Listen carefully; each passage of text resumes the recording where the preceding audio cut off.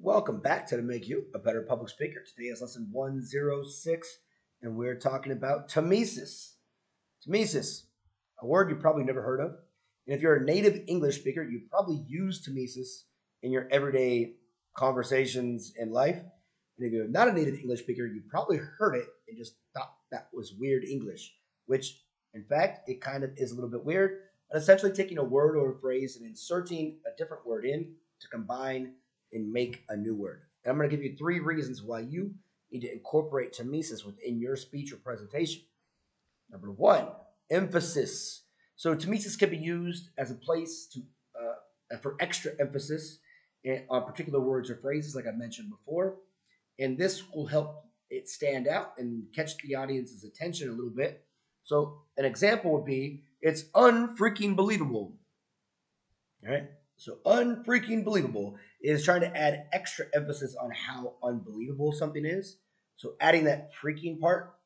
Again, if you've heard someone use this in their casual conversation to describe something that's amazing, we might think that's kind of weird or different or unusual or uneducated. But again, if you're using it on purpose, then maybe you're trying to use it for a point.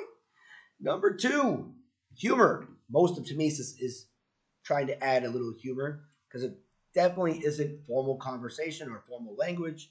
So when you're trying to kind of connect with the audience and add a little bit of laughter, Tmesis can do that. For example, I couldn't believe my eyes when I saw how big the ice cream sundae was. It was ginormous.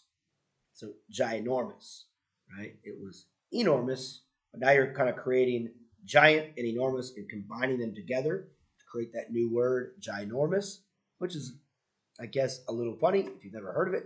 But again, it's been used, and a lot of little kids use it as well. Again, they use Tmesis a lot. They just don't know it. Number 3, expressive language. Again, when you're trying to express something and be creative or energize the audience, you want to get the audience going and use a little creativity. You could use something like this. We've shattered the record and are unstoppable. It's amaze balls. All right, so amaze balls, made up word, amazing.